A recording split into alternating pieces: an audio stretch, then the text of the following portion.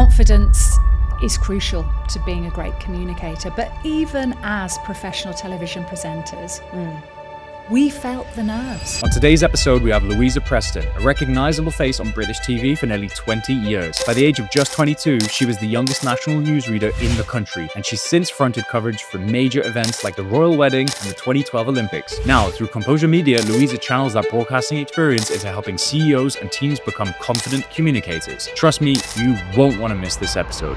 We got the butterflies in the tummy, we got the sweaty palms, but that is actually okay because that's the natural response, that adrenaline push in the body, in those high stakes moments. It actually lifts your performance. But it's what other people are seeing.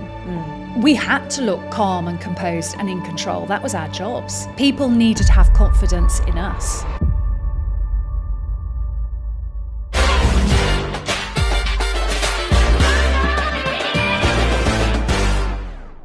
Welcome, Louisa.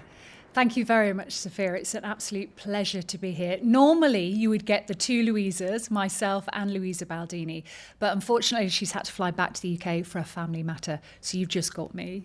It's amazing to have you. Thank you so much. So, Louisa, you spent 20 years working in television news as a journalist. What lessons did you learn that are crucial for women in business?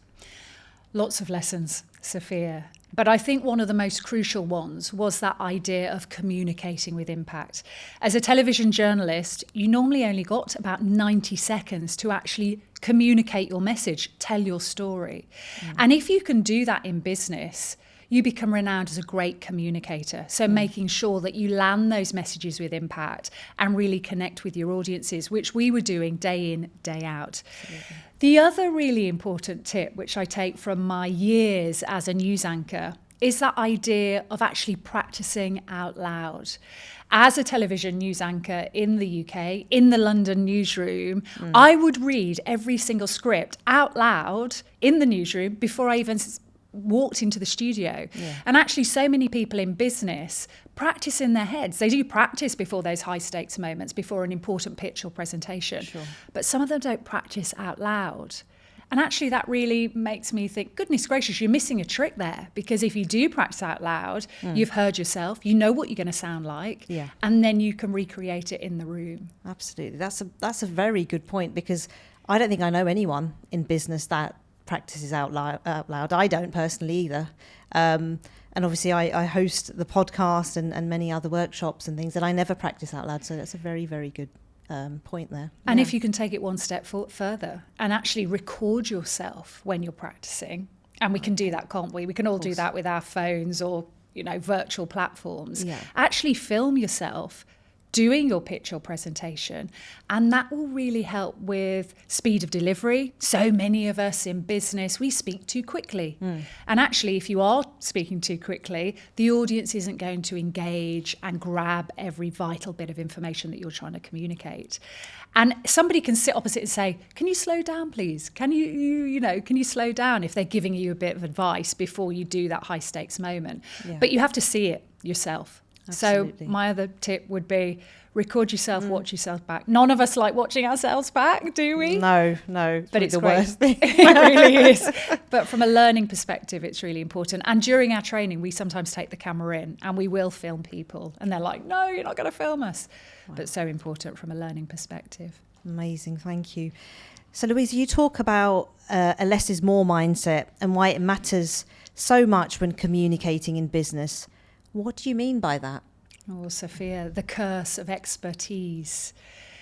So many people in business, of course, they're experts in their field, but there's a tendency that you want to give your audience all that knowledge, all that information that you have. We all do it, don't we? There's that, you want to please your audience by giving them as much as you can.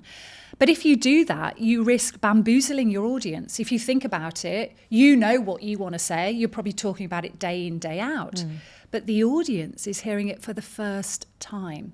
So you've really got to think about structuring your content for success, keeping it simple, less is more, that less is more mindset. Because the audience won't be able to grab those important messages that you really need to land. Louisa and I talk a lot about the core message.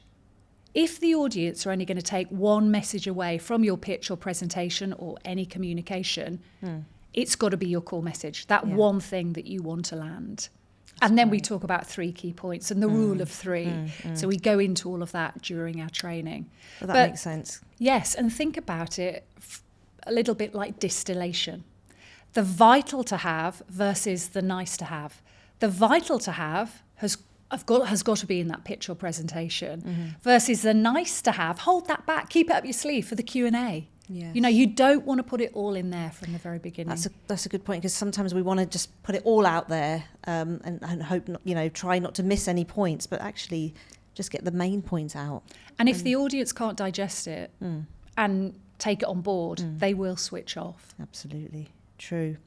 So we all know that confidence is key to being a great communicator, and I know myself, I struggled with confidence, especially in my early career days, and therefore my communication was also affected by that. So as my confidence levels increased and as my career progressed, I think my communication skills got better as well, purely just as a byproduct of that confidence. But what's your take on that? Severe confidence is crucial to being a great communicator. But even as professional television presenters, we felt the nerves. We got the butterflies in the tummy. We got the sweaty palms. But that is actually okay, because that's the natural response, that adrenaline push in the body in those high stakes moments. It actually lifts your performance. But it's what other people are seeing. We had to look calm and composed and in control. That was our jobs. People needed to have confidence in us. But knowing that we had great structure of content, knowing that we had good executive presence, knowing that our speed of delivery was right, helped us in those moments to give us the confidence that we needed to perform at the level that we were performing at. But of course, as television journalists, you were constantly pushed way out of your comfort zone. I remember a situation where I was sent to the red carpet in Leicester Square, and I was told, right, you're going to be interviewing Richard Gere. Richard Gere, the Hollywood superstar. Wow. I remember watching him as a child in Pretty Woman, you know. And my editor said, Louisa, get yourself down to Leicester Square. You're going to be interviewing Richard Gere live on our 6:00 news programme in London. Yeah. And I was thinking, goodness gracious, I was really feeling the nerves. In any case, we're about to go on air and I'm standing there and the editor comes through my earpiece and says, right, Louisa, we're going on air. And I'm like, well, we can't go on air. I haven't got Richard Gere yet. Yeah. And they said, well, no, we're going on air. We're going on air. You've got to just fill the time. So I was standing in front of the camera talking about this movie, and suddenly I just felt a tap on my shoulder. And it was Richard Gere. He'd literally approached from behind, tapped my shoulder, but then I had some notes. I had a little notebook in front of me. He grabbed my notebook and live on air started reading my notes. No. Now, how do you manage that situation? I could feel those butterflies in my tummy, you know. But I had to remain calm and composed, and I had to go with it. And it was really funny because instinctively there were a lot of journalists trying to call for his attention, but I was live on television. So I just put my arm around him just to hold him there so he wasn't getting distracted. And then he put his arm around me, and my editor and my great television, Louisa, this is wonderful. So, the key, stay calm and composed, and in the moment you'll deliver. That's amazing. What a story as well.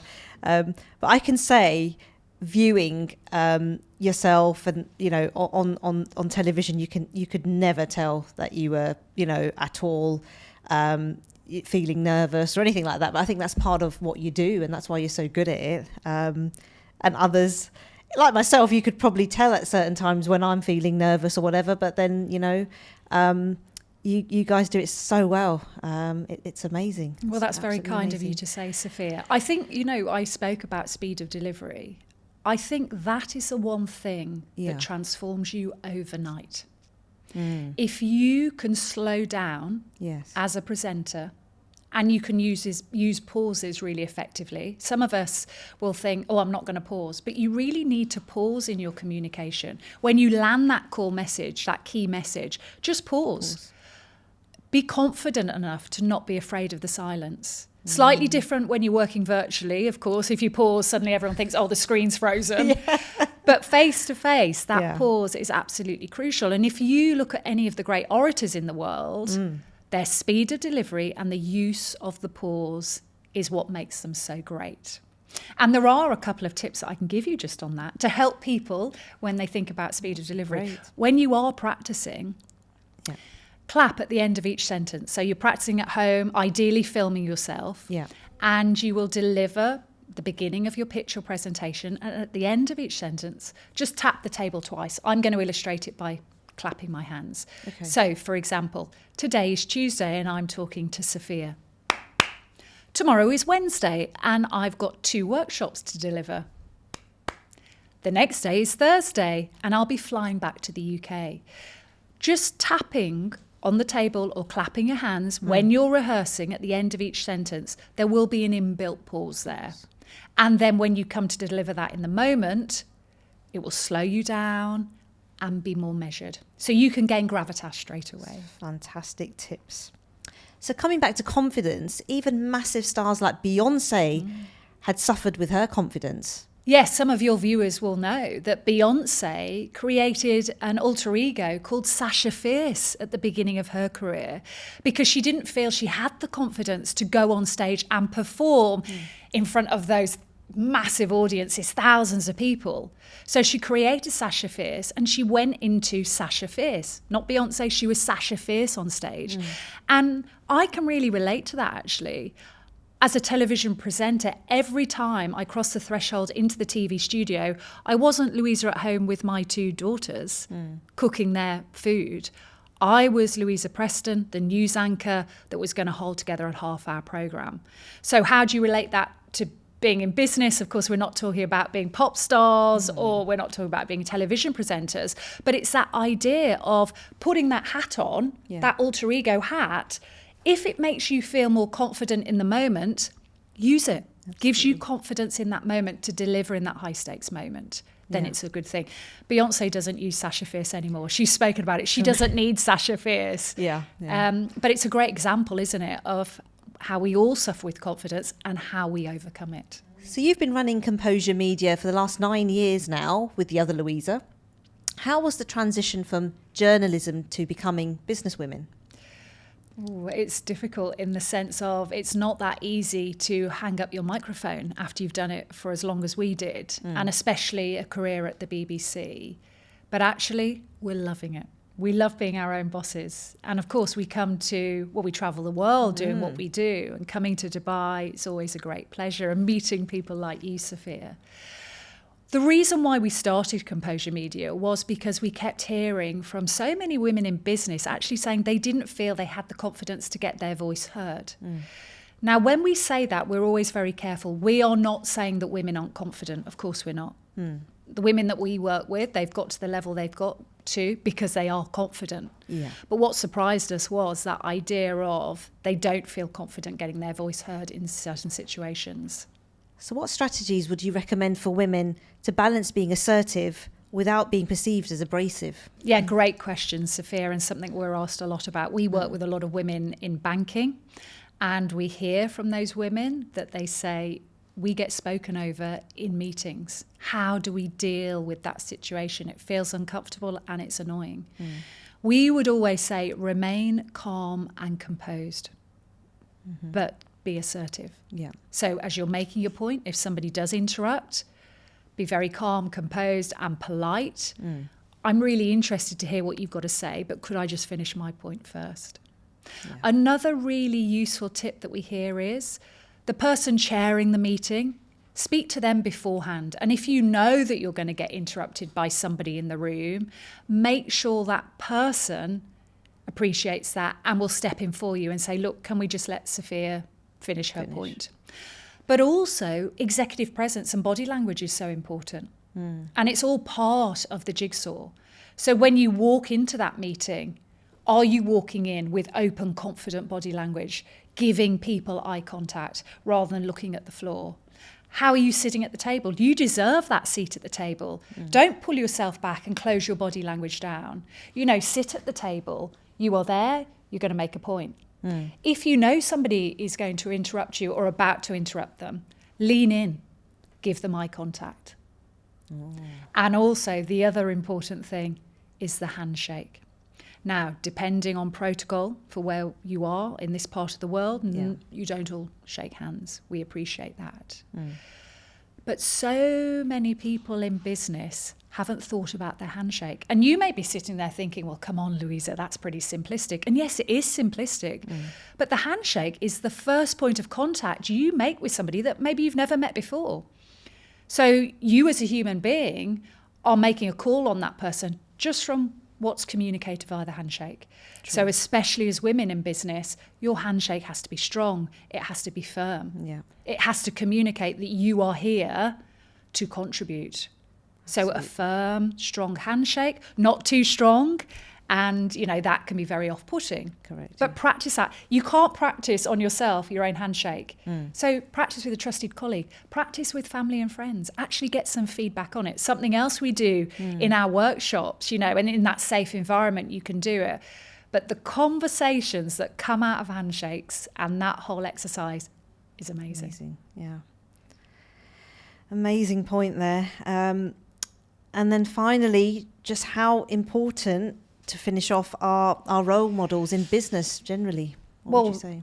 Role models, sponsors, absolutely crucial. I'm sure you've had role models in your career as well, as I did. I remember being employed at the very beginning of my career by a senior woman who was pretty inspirational.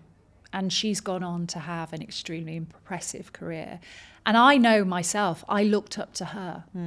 But from a communication point of view, it's really important to have those role models that you think are great communicators. Now, they could be great communicators within the organisation, within the company you're working in, or with the beauty of social media, we have access to so many other public figures as well who are great communicators. There is no problem in mimicking or actually looking at how they are impactful, how they are engaging and memorable, and actually copying some of those ideas. Somebody isn't going to turn around to you, Sophia, and say, oh, you're sounding like Michelle Obama today. So actually learn from others who you think are doing a brilliant job, but also that idea of, when we talk about role models, you've got to see it to believe it. Yeah. And women have got to work together. We've got to be part of a team, and we've got to support other women coming up. And that's absolutely crucial. Well, we've run out of time for this episode. I could go on, and I would love to listen to so many more interesting stories as well from Louisa. But I'd like to say at this point in time, thank you so much for coming in, and thank you for giving our audience all these fantastic and invaluable tips. I'm sure they've picked up so much from this episode. And thank you so much. And hopefully we might have you both on next time again soon. Thank you. That would be wonderful. Thank you so much for having me, Sophia. Thank you.